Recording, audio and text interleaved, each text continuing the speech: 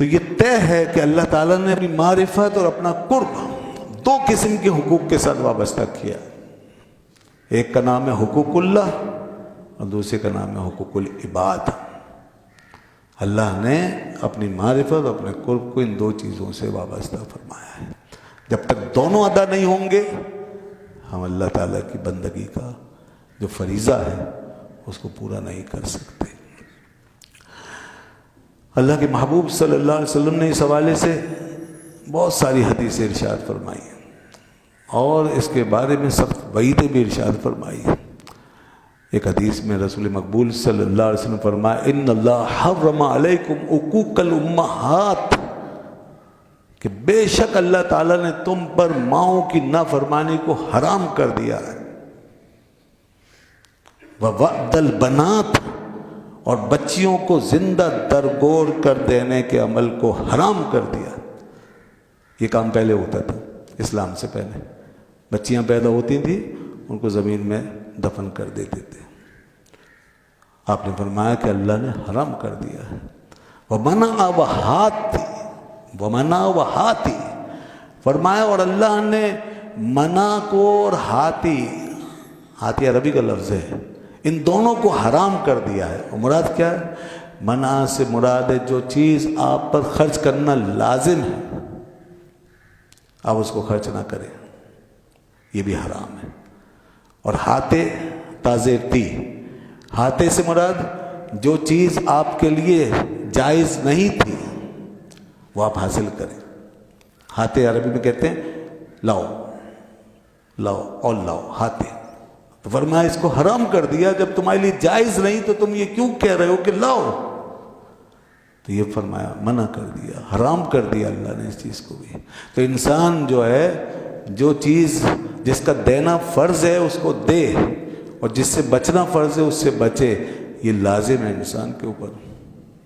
اور فرمایا وَكَرَّهَا لَكُمْ قِيلَ وَقَالَ وَكَثْرَةَ السُّؤَالِ وَإِضَاعَةَ الْمَالِ اور تمہارے لیے مکروہ قرار دیا ہے کیل کال کرنے کو.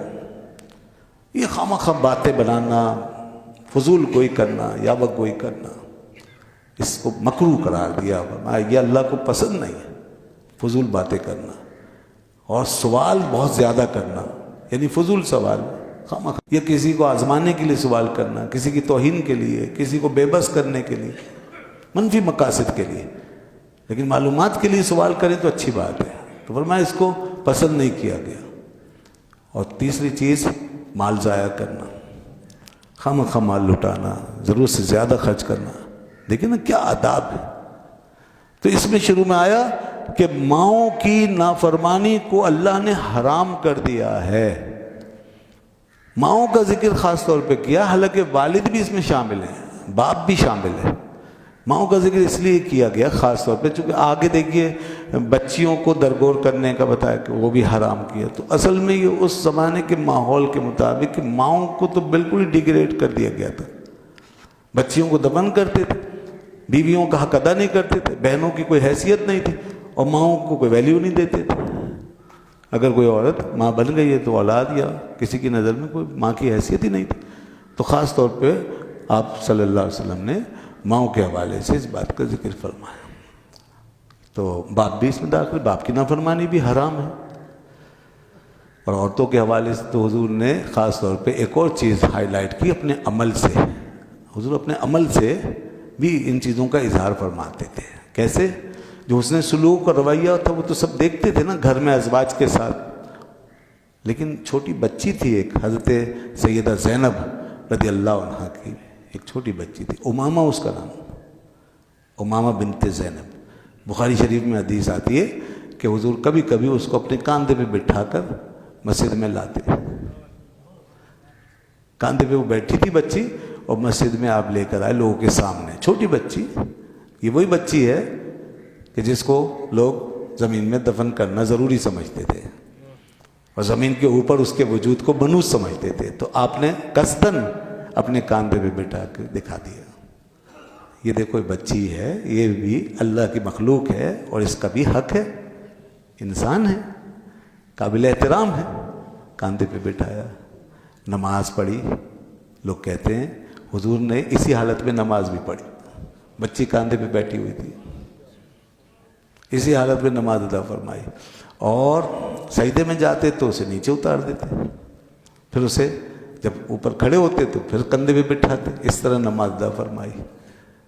یہ حضرت سیدہ زینب رضی اللہ عنہ کی بیٹی تھی، رسول پاک صلی اللہ علیہ وسلم کی نواسی۔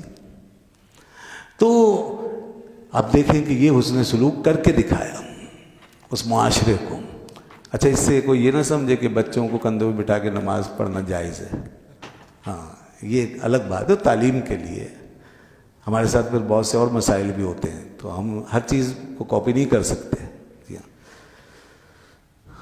لیکن بہرحال اتنا ضرور ثابت ہو گیا کہ اگر ضرورتاً بچے کو اٹھا کر کے نماز پڑھنی پڑے تو پڑھ سکتے ہیں، یہ ثابت ہو گیا۔ کیونکہ آپ نے دیکھا ہوگا حج کے موقع پر ایسے سفر میں بچوں کو پیچھے باندھ کے عورتیں نماز پڑھ رہی ہوتی ہیں، تو وہ صحیح ہے، بچہ پاک ہونا چاہیے، مگر بچے کا کپڑا وغیرہ پاک ہونا چاہیے، ورنہ نماز نہیں ہوگی۔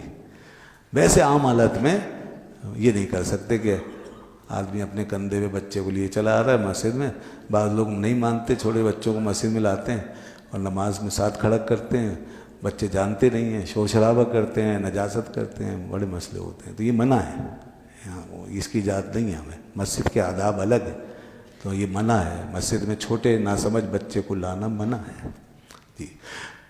تو یہ ہے بچیوں کا معاملہ۔ فرمایا کہ ماں کی نافرمانی اور باپ کی نافرمانی بھی اللہ نے اس کو حرام کر دیا۔ ایک دفعہ حضرت اسماء بنت ابی بکر رضی اللہ تعالیٰ عنہ، ان کی والدہ ان کے پاس آئیں مکہ مکرمہ سے، وہ مسلمان نہیں ہوئی تھی، مشرکہ تھی۔ آپ کی یہ والدہ جو تھی یہ مشرکہ تھی، اسلام نہیں لائی تھی، تو وہ ان کے پاس آئی۔ اب جو ان کے پاس آئیں تو پریشان ہو گئیں حضرت اسماء بنت ابی بکر رضی اللہ عنہ کہ میں اب ان کے ساتھ کیا سلوک کروں، کیونکہ میں مسلمان ہوں، یہ کافر ہے۔ اب ذرا دیکھیے رشتہ داری کہاں تک جاتی ہے، اور کیا دین ہمیں ایسی صورت میں بھی اجازت دیتا ہے یا نہیں۔ تو وہ حضور کی بارگاہ میں حاضر ہوئے، عرض کیا یا رسول اللہ میری ماں دین کی طرف تو راغب نہیں ہے، لیکن وہ مجھ سے ملنے آئی ہے، افاصلوہا، کیا میں اس کے ساتھ صلہ رحمی کروں؟ فرمایا سلیہا، نعم سلیہا، فرمایا ہاں صلہ رحمی کرو، ماں ہے۔ اب ایک غیر مسلم عورت ہے، ماں مشرکہ ہے، مگر صلہ رحمی ہے، صلہ رحمی ہے، صلہ رحمی یعنی رشتہ داری نبھانا، اس کا حکم وہاں تک گیا ہے۔ اب سوچئے ہمارے ماں باپ تو الحمدللہ مسلمان ہیں، ان کا کتنا بڑا حق ہے، تو ان کی صلہ رحمی کیوں نہیں لازم ہوگی ہم پر؟ تو فرمایا اس کے ساتھ صلہ رحمی کرو۔ چنانچہ انہوں نے بہت اچھے طریقے سے ان کو ڈیل کیا پھر۔ لیکن ماں باپ خدا نخواستہ کافر غیر مسلم اگر اولاد کو اپنے مذہب کی طرف بلائیں تو یہ تو واضح بات ہے کہ وہ بات نہیں مانی جائے گی، اور یہ بھی قرآن میں موجود ہے، وَإِن جَاهَدَاكَ لِتُشْرِكَ بِي مَا لَيْسَ لَكَ بِهِ عِلْمٌ فَلَا تُطِعْهُمَا۔ جو قرآن ماں باپ کے بارے میں اتنا حساس ہے، اب آ گیا مسئلہ دین ایمان کا اور اللہ کے حق کا، تو پھر اللہ فرماتا اگر تیرے ماں باپ تجھے اس بات کی لیے جد و جہد کریں اور یہ تجھے کہیں کہ تو شرک کرے، لِتُشْرِكَ بِي مَا لَيْسَ لَكَ بِهِ عِلْمٌ، یعنی تو وہ کام کرے جیسے تو جانتا نہیں ہے، ظاہر سی بات ہے انسان جاہل ہے اگر شرک کرے تو یہ جہالت کی اگر وہ دعوت دیں اور شرک کروائیں اور گناہ کروائیں تو اس سے تو فَلَا تُطِعْهُمَا، قرآن کہتا ہے ان کی اطاعت مت کرنا، ان کی پیروی مت کرنا، ان کی بات مت ماننا۔ اللہ اکبر۔ حضرت سعد بن ابی وقاص رضی اللہ عنہ تھے، ان کی والدہ بہت ناراض ہوئی تھی جب وہ مسلمان ہو گئے، ان کی ماں نے ان کو بہت روکا، بہت سمجھایا، بہت روکا، وہ نہیں مانے۔ کیوں مانیں گے؟ آدمی کو اپنی آخرت عزیز ہے، مرنا ہے، آخر میں کیا ہوگا، ماں باپ تھوڑی کام آئیں گے، اس لیے آخرت کے معاملے میں پھر کسی کی نہیں سنی جا سکتی۔ دنیا میں قربانی دے دیں آپ، اپنا جتنا چاہیں چھوڑ دیں، لیکن آخرت قربان مت کیجیے گا کسی رشتے پر، کسی تعلق پر۔ تو ان کی ماں کہتی تھی کہ تم واپس آ جاؤ، یہ تم نے کون سا دین قبول کر لیا؟ انہوں نے کہا نہیں ماں، یہ نہیں ہو سکتا، دین تو میری اب رگ رگ میں داخل ہے، میں اس ذات کو نہیں چھوڑ سکتا جس پہ ایمان لا چکا ہوں۔ اب وہ پھر سیریس ہونے لگیں، سنجیدہ ہونے لگیں آہستہ آہستہ، اور معاملہ اتنا آگے تک چلا گیا کہ انہوں نے قسم کھا لی کہ بیٹا اگر تو یہ دین اپنا نہیں چھوڑے گا تو ٹھیک ہے، میں بھی پھر سب چھوڑتی ہوں، کھانا پینا یہ وہ سب چھوڑتی ہوں، میرا اس زندگی سے کوئی تعلق نہیں۔ بیٹے سے بہت محبت کرتی، بیٹا بھی بہت اٹیچ رہا ہوگا پہلے، اسے برداشت نہیں ہو رہا، سمجھ نہیں رہی بات کو، اب وہ یہاں تک بات پہنچ گئی، نہیں کھاؤں گی، کچھ نہیں کھاؤں۔ بیٹے نے سمجھایا ہوگا ماں ایسا نہ کر، تو اپنی زندگی دیکھ، اور بلکہ تو بھی ادھر آ جا، دین میں داخل ہو جائے گا۔ نہیں، سوال ہی پیدا نہیں ہوتا، تمہیں آنا پڑے گا، میں ورنہ نہیں کھاؤں گی، میں ایسے ہی مر جاؤں گی۔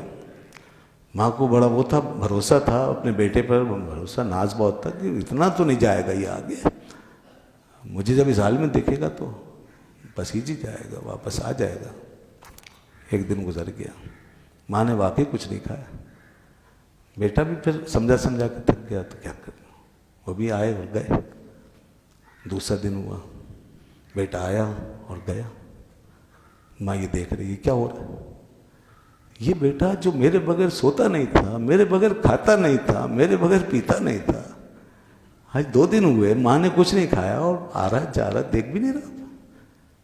تیسرا دن آ گیا، اب جو حالت غیر ہوئی تو ماں نے روک کے کہا بیٹے سعد تجھے کیا ہو گیا، میں تو تجھے ایسا نہیں سمجھتی تھی، آخر تجھے ایسی کیا چیز مل گئی کہ تو نے اپنی ماں کو چھوڑ دی؟ کہا ماں وہ بات ہی ایسی ہے، معاملہ اتنا حساس و سیریس ہے ایمان کا، تو اس میں آ کے مجھ سے کیوں الجھ رہی ہے؟ وہ ایمان ہماری جان سے زیادہ ہمیں عزیز ہے، اے ماں تو ایک ماں ہے۔ اب جو انہوں نے کمنٹس کیا نا، جو بات کی ہے وہ لکھ لینے کے قابل ہے اپنے لوہے قلب پر۔ اے ماں تو ایک ماں ہے اور تیری ایک جان ہے، قسم ہے رب ذوالجلال کی، اگر تیرے اندر 70 جانیں بھی ہوں اور ایک ایک کر کے سب نکل جائیں تو پھر بھی ایمان نہیں چھوڑوں گا، پھر بھی رسول اللہ صلی اللہ علیہ وسلم کی ذات کو نہیں چھوڑوں گا میں، جو میں نے دامن ہم نے پکڑا ہے، جس ذات سے محبت کی ہے ان کو پھر نہیں چھوڑیں گے ہم۔ تب اسے اندازہ ہوا ہے معاملہ کہاں تک جا چکا ہے۔ جی ایمان تو ایمان والوں کو ہی پتہ ہے کتنی گہرائیوں تک پہنچتا ہے۔